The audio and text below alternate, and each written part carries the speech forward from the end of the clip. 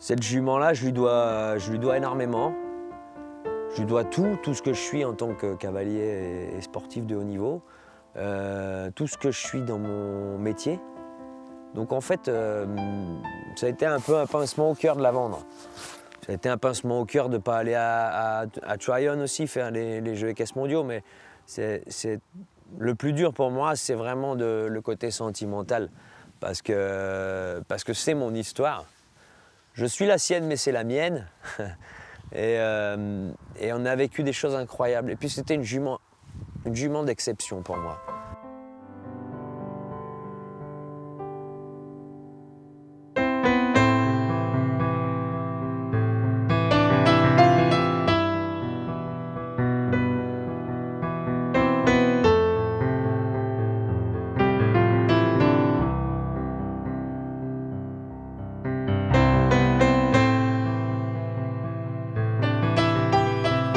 Kevin Stott, c'est peut-être pas tout à fait la même histoire, mais c'est un gars qui a mon âge et c'est un bosseur hors pair, quoi, hors pair, qui est arrivé puis qui galère quand même aussi et qui voilà. Après, il y a plein d'exemples comme ça. C'est pas forcément les gens qui ont beaucoup de moyens et les plus riches qui vont arriver à faire tout et à vivre ce qu'on a pu vivre.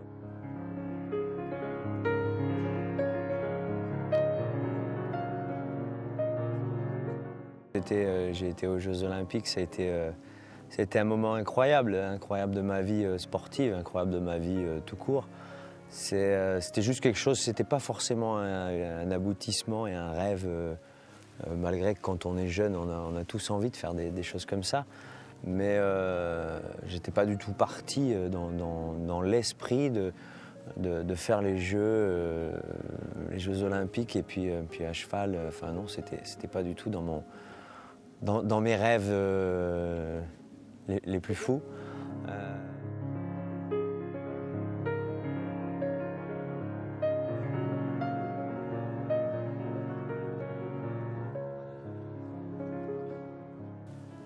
Et je me dois de me remettre un objectif. L'objectif, c'est d'être présent en 2024.